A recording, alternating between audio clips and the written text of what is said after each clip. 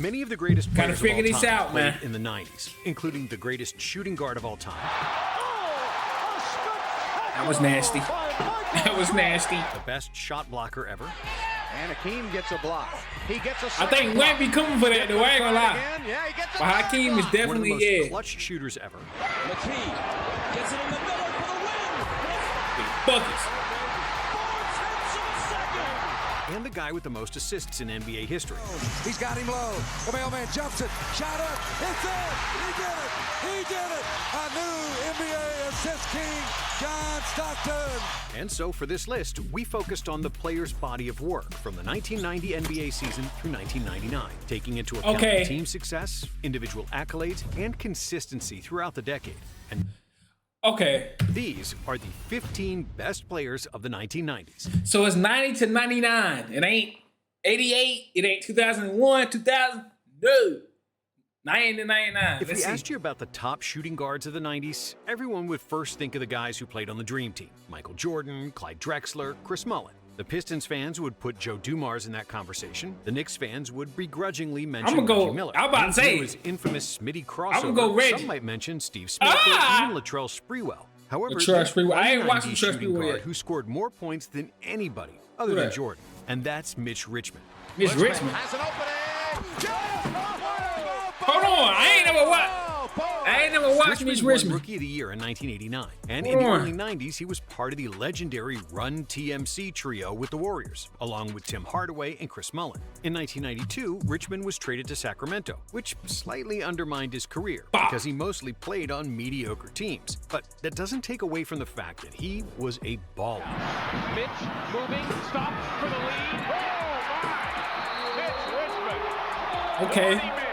One of the most Mitch consistent Richmond. scorers of the 90s, Richmond scored over 20 points per game from 1989 until 1998. And during the 90s, only 4 players scored more points than him. Standing at 6'5" with a sturdy That's frame, crazy. Richmond was nicknamed The Rock long before Dwayne Johnson.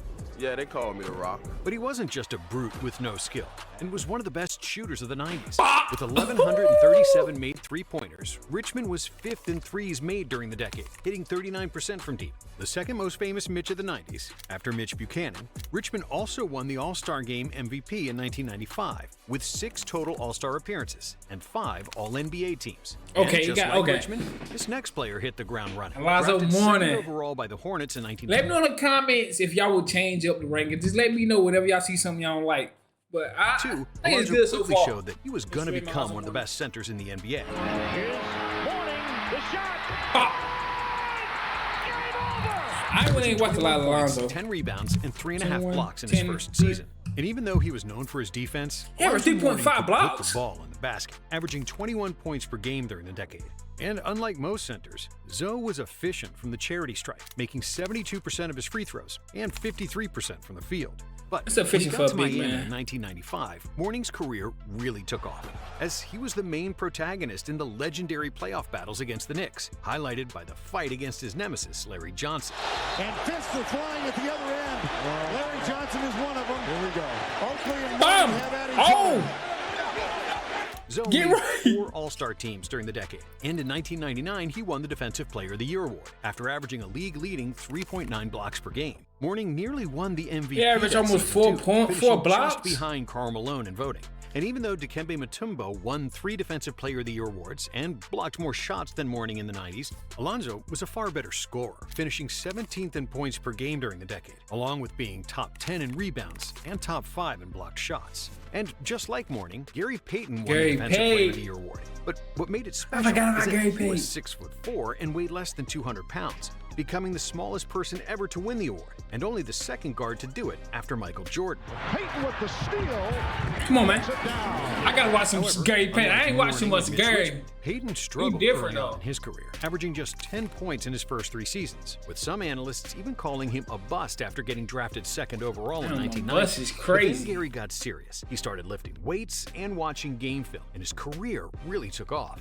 From 1994 to 1999, Payton averaged 19.7 points, 7.4 assists, and 2.4 steals per game, winning the Defensive Player of the Year in 1996 and making 6 All-Defensive first-team selections. In his prime, he was one of the most complete players ever because he could score, pass, and defend at the highest level. Stolen by Gary Payton. Flipped the ball to Kendall Gill. What a play. I ain't gonna lie. That's Payton's second Every steal time of I the watch a video He like was this, also bro, very efficient, make me hate shooting Jan. 48% from the field during the 90s. And it makes me hate my Jan even more, bro. Like, we got a software, bro.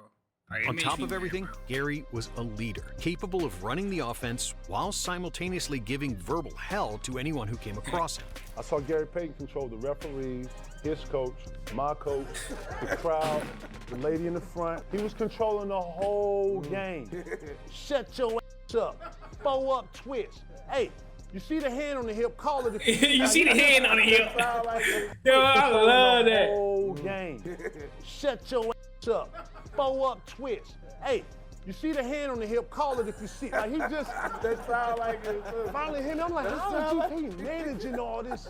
Due to his defense and infamous trash talk, Yeah, that's Payton hard. got nicknamed the Glove. And along with Sean Kemp, he led the Supersonics to the 1996 NBA Finals. The Sonics lead 77-69.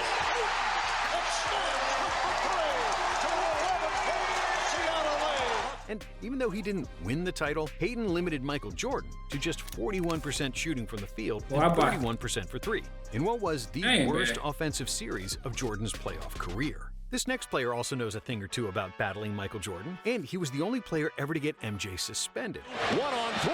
Oh! Couldn't get it. And put back. No, it did fall.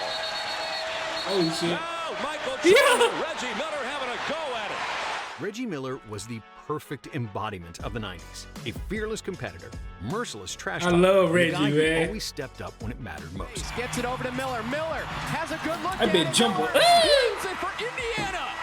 Reggie was considered the best shooter ever before Ray Allen and Steph Curry showed up.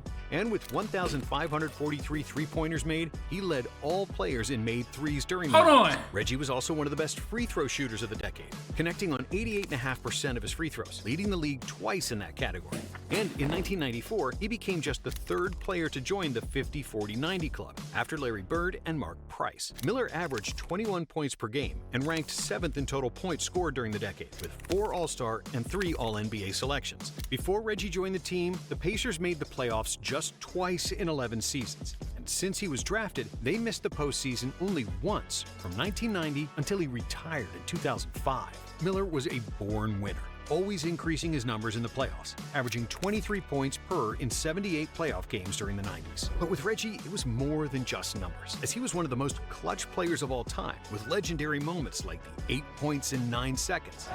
Miller Bottoms. for three. Bop. He got it. I'm on it. 105-102. And a steal.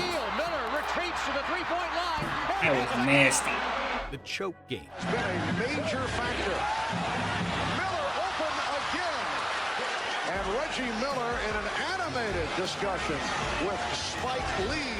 Reggie Miller giving the choke side to Spike Lee. Or that time he pushed off Jordan before hitting a game winner. Gets it in the middle for the win. 4/10 of a second.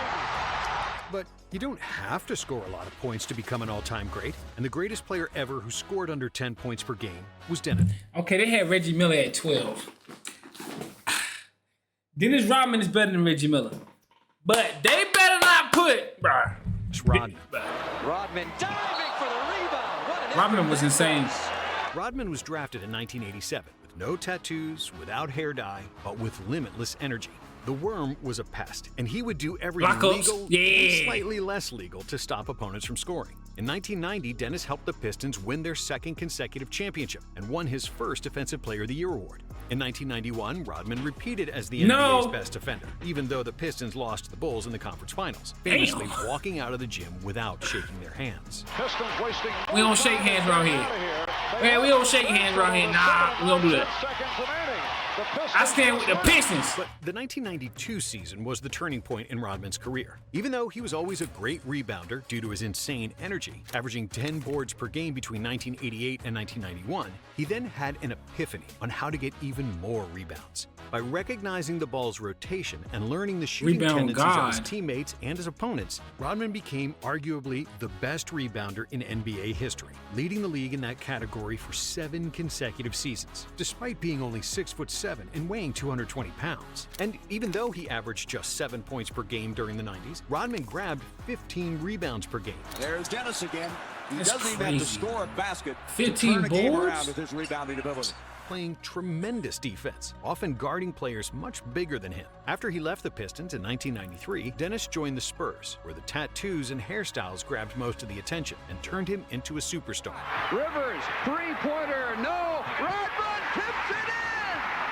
But despite cross-dressing, a wild lifestyle, and on-court incidents, Rodman was the best role player ever. And when he joined the Bulls in 1996, They was cheating. unbeatable. When the You talk Bulls about a lost super to Orlando- team? A super team? Bruh. Scotty Pippen, Michael Jordan, Steve Kerr, Dennis Rodman. Come on, man. What the fuck? In the 1995 playoffs, Who beat it was that mainly team, because man? they couldn't match up with them in the post. However, with Rodman on the team, Chicago swept Penny and Shaq in the 1996 Easy conference work. finals, with Rodman grabbing an insane 6.5 offensive rebounds per game and doing it against a 7'1" Shaquille Yeah. O'Neal. Rodman is there for the follow. The Bulls won 3 consecutive titles with Dennis, and due to his Easy unreal work. stamina, defensive and rebounding prowess, as well as scandals off the court, Rodman became a legend. And just like the Worm, this 90s superstar had a legendary Bro, Clyde Drexler not better than Reggie Miller. I'm sorry, I'm not. He not better than Dennis Rodman. I'm sorry, bro. I don't care. which he earned by gliding through the air before thunder. Y'all gonna hate me in the comments, but I don't care. Clyde the Glide Drexler was the oldest player on this list, drafted in 1983. And when the 90s started, Drexler was in his prime. Out as Drexler turns around, puts it up. And yes! Score the basket! He scores at the horn! Clyde Drexler. Leading the Blazers to 2 NBA Finals in 1990 and 92. Oh! Clyde couldn't win the title as the #1 option, but when he joined the Rockets in 95 and teamed up with Hakeem Olajuwon, Drexler proved that the third time's the charm, finally winning an NBA title. Clyde the Glide finally gets the ring. He's got it. He's got his ring. Drexler was one of the most versatile players of his era, averaging 21 points, 6 He rebounds, not better than 6 Reggie Miller or assists, Dennis and nearly Rodman. I'm 2 not steals per rolling. game during the 90s. Not he rolling. ranked top 20 in total points, assists, and steals, despite being past his prime in the latter part of the 90s, and retiring in 1998. With 7 All-Star appearances and 4 All-NBA teams, Not along with rolling. an Olympic gold medal, Clyde was one of the most decorated players of the decade. I'm not rolling. They're looking for Clyde. There it is. Clyde said, hold on! There it is. The Man, most Clyde said, hold decorated on, players pull of up. the Look, play me from half court. From the logo. Come here. There it is. There it is. Crazy. Drexler wins it. There it is. Drexler wins it. Clyde made the playoffs in all 15 seasons of his career. And at the time of his retirement, Drexler was one of only 3 players in history with 20,000 points, 6,000 assists, and 6,000 rebounds. And one of Drexler's dream team teammates better than was Reggie the Miller. best player in New Or York Dennis Knicks Rodman. history, despite never winning a championship. I'm not rolling, bro.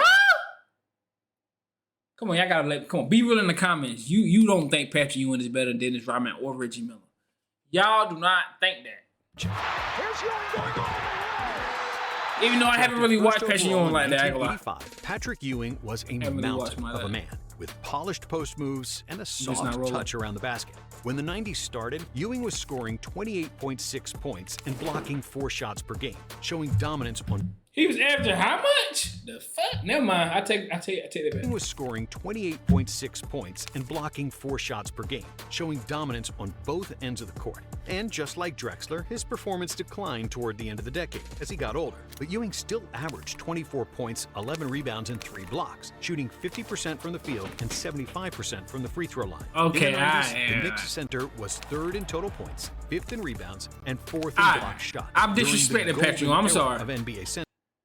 I'm disrespecting. Ewing finished in the top 5 in MVP voting 5 times during the decade, along with 8 All-Star appearances and 5 All-NBA teams. Here's Starks. John Starks with the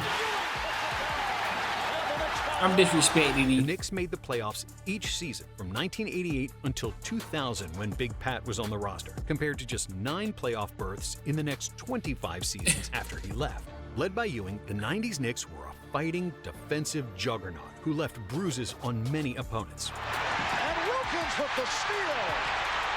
Wilkins. Oh, no! With legendary battles against the Bulls, Pacers, and the Heat.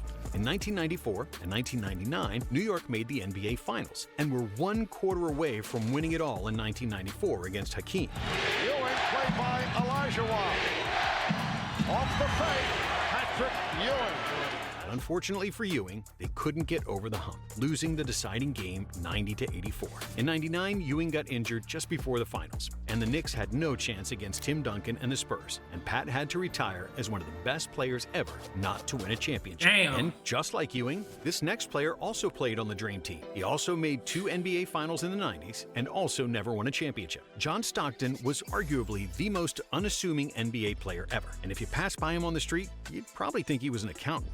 Really not much different from Michael Jordan walking through here. But despite the boring haircut and even more boring answers in press conferences and a low-key persona off the court, Stockton became something entirely different when he stepped on the court. Stockton, open 3. No, Stockton says, I'm playing me. Stockton sends the Utah Jazz to the NBA Finals. Surgically precise, maniacally competitive, and borderline dirty, Stockton fought tooth and nail to win every game. And due to his hard work and fearlessness, he became the best point guard of the 90s and one of the best of all time. Stockton on the turn for the win. Oh my, an incredible play by an incredible player.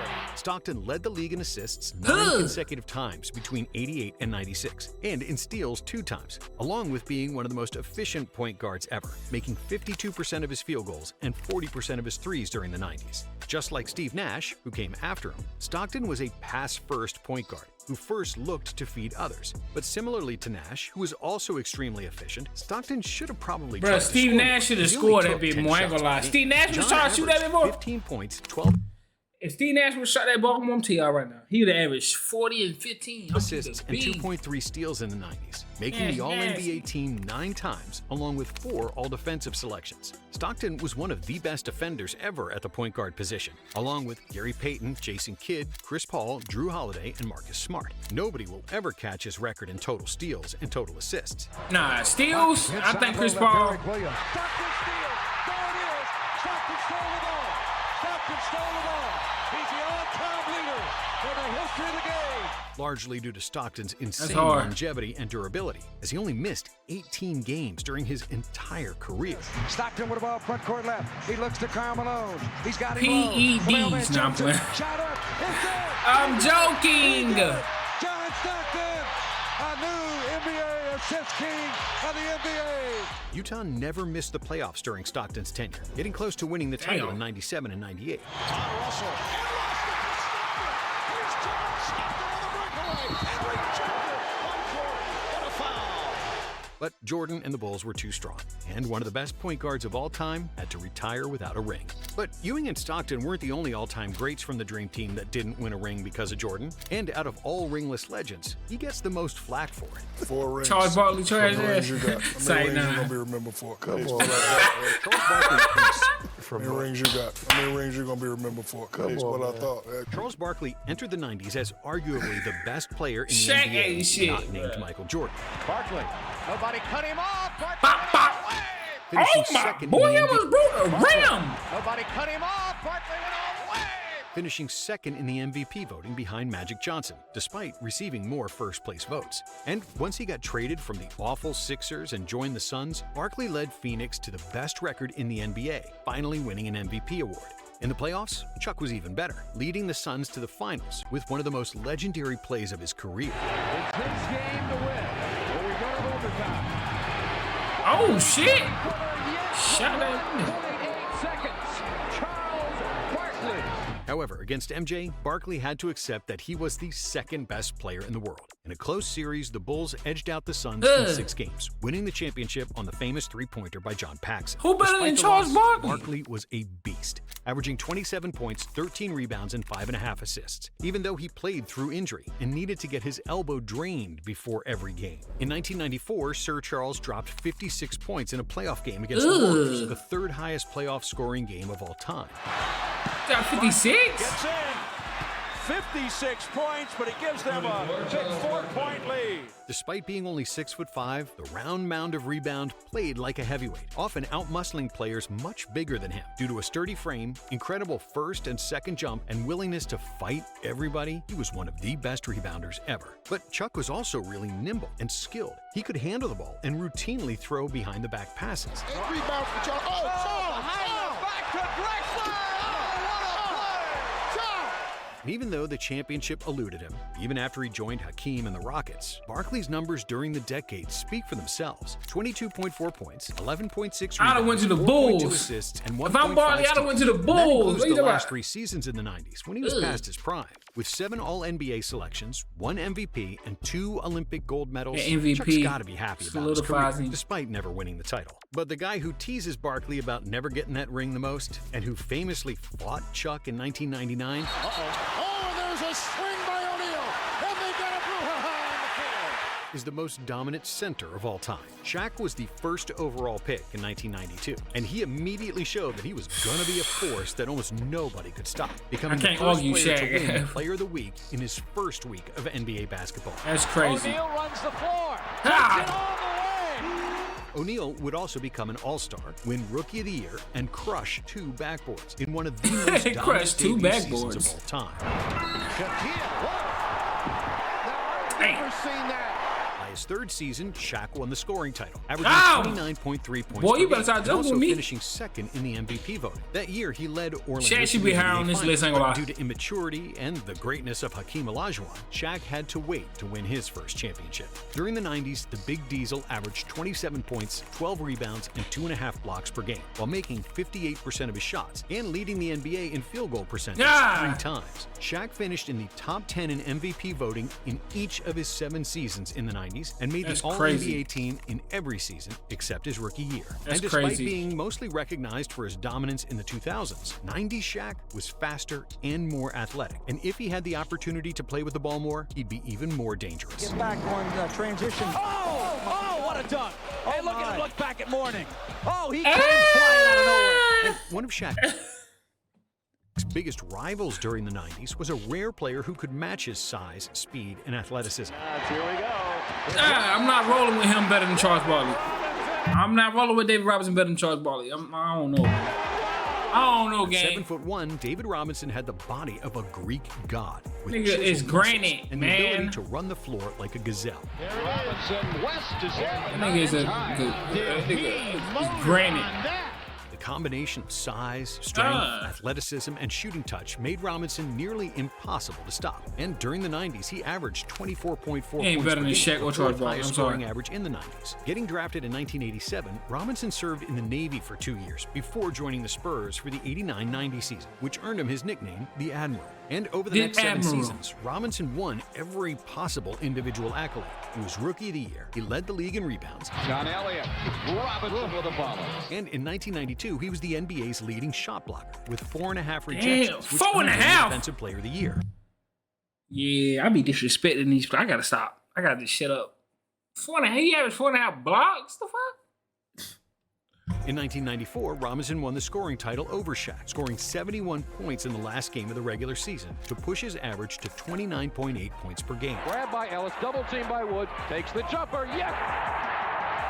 71 for David Robinson to And hit. then, in 1995, the Admiral won the MVP, while also finishing in the top 3 in MVP voting 4 other times. But Robinson couldn't get past the conference finals, and in 1997 he suffered a season-ending foot injury, which was a blessing in disguise. The Spurs plummeted to the bottom of the standings, giving them the chance to draft first overall and form arguably the best big man duo of all time, with Robinson and Tim Duncan. And in 1999, the Spurs won the championship. And even though he took a back seat to Duncan, the Admiral finally capped an outstanding individual career with a ring.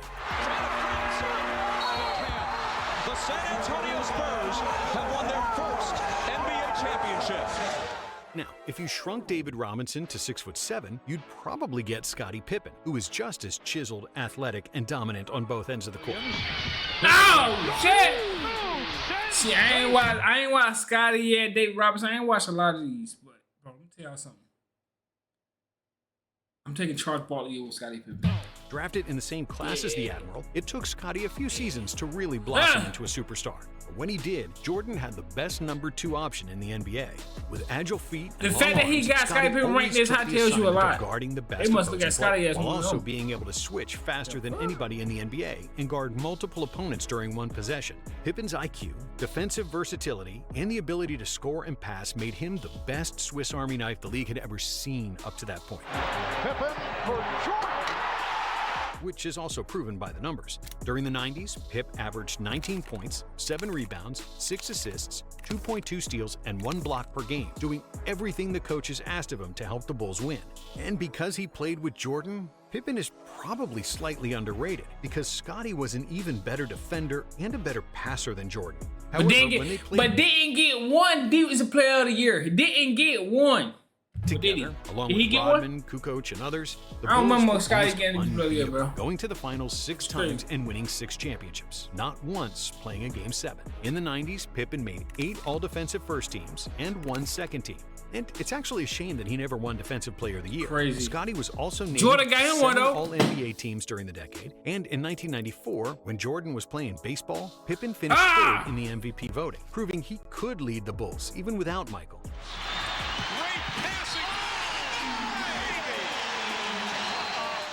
Even though they ended up short of the NBA Finals. And despite not winning a championship, this next player has to be ahead of Pippen in the rankings of the best player of the night. He ain't better than Charles Barkley. Because he always delivered. Shaq, I'm sorry. I love the mailman, but he ain't better than that. The mailman, Karl Malone, averaged 27 points, 11 rebounds, and nearly 4 was assists per game during the 90s, missing only 3 games in the entire decade.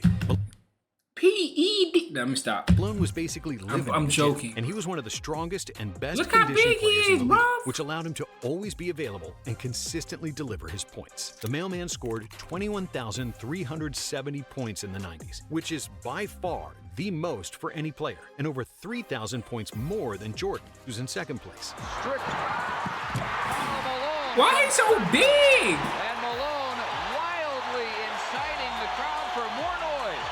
He was also 2nd in total rebounds behind Rodman, and thanks to his partnership with Stockton, the Jazz never missed the playoffs, making the NBA Finals in 97 and 98. But despite losing to the Bulls twice, Malone is individually maybe even the most accomplished player in the 90s. He made the All-NBA first team in each season of the decade, including 2 MVP wins, and finished in the top 5 in MVP. Oh my God! More times. Karl also made the All-Defensive first team 3 times, won 2 Olympic gold medals, and is currently the 3rd all-time leading scorer behind LeBron and Kareem Abdul-Jabbar. That's hard. However, if we're talking about the most complete and versatile player of the 90s, that's not Malone, Pippen, or even Jordan. His name is Hakeem Olajuwon, and he was the best defensive player in the 90s. And Hakeem gets a block. He gets a 2nd block. Stiff gonna try it again. Yeah, he gets a 3rd block. As well as the most prolific post scorer of all time. I'm hitting him with lateral. Olajuwon with a spectacular move. Drafted 1st overall in the famous 1984 NBA draft, ahead of Jordan, Barkley, and Stockton. Jordan, Barkley, Stockton, and Hakeem was in the same draft? Hakeem made the NBA Finals in his 2nd season, but after injuries to Ralph Sampson and a complete roster overhaul, Olajuwon was reduced to regular season dominance, as the Rockets failed to win a playoff series between 1988 and 1992. The 1990 season might have been the best regular season of Hakeem's career, as he led the NBA in rebounds with 14 and blocks with 4.6 rejections per game, along with scoring 24 points. But with the team being unsuccessful, Hakeem wasn't in serious consideration for MVPs and DPOYs. What? Until the Rockets finally put a solid team around him. And when they did, Hakeem's greatness could finally shine in full effect, highlighted by 2 DPOY awards in '93 and '94, and the long-deserved MVP, thus becoming the first player to win Defensive Player of the Year and MVP in the same season. That's hard. Yet, Hakeem was even better in the playoffs, embarrassing David Robinson with his patented dream shake. Stupid. Olajuwon has David Robinson Stupid. just bamboozled. Then Just he shut down Ewing in the bamboozled. '94 finals and scored at will against Shaq Come in here. the '95 finals, leading the Rockets to 2 consecutive And they don't got Hakeem Olajuwon in the top 10, bro. Is people smoking something? Bro, I gotta really stop. championships. Rockets lead by 2, and here is Starks. No. It's tipped, and it's knocked away, and the Rockets win. It was personally blocked. Olajuwon, Joe Olajuwon with the big tip. During those 2 playoffs, Hakeem averaged 31 points, 11 rebounds, 4.5 assists, and 3.5 blocks per game, while shooting 53% from the field and 74% from the free throw line. It was one of the most dominant 2-year runs of all time. That's a fact. Especially if you consider that Hakeem didn't play alongside a single All-Star in '94 and That's had crazy. an aging Clyde Drexler in '95. That's hard, though.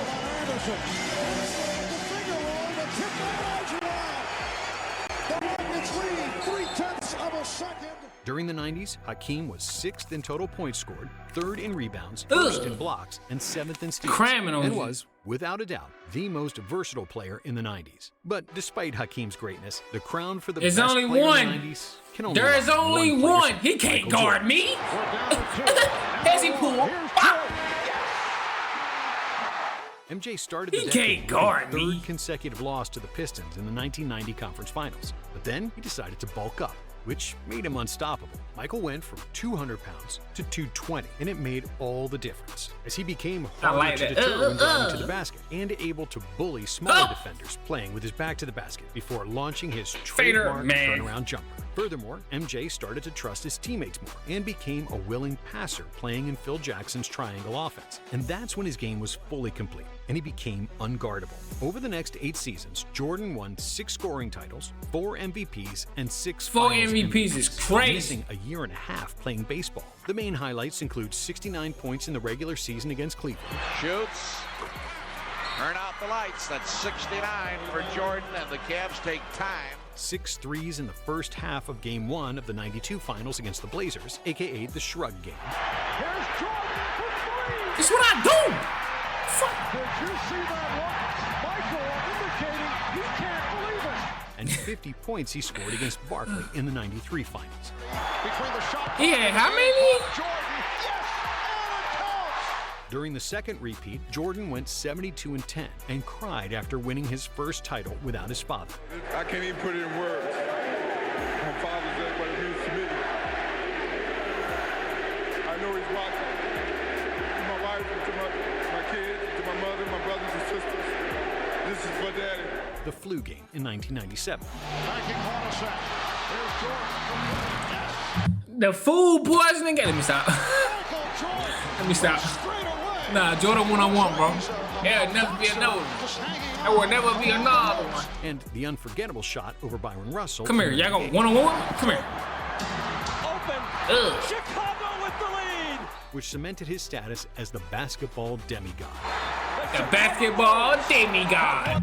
I like this list. I'm not mad at this list. I thought Charles Barkley and Shaq should have been higher. I'm not even gonna lie to y'all. I'm gonna keep it 100.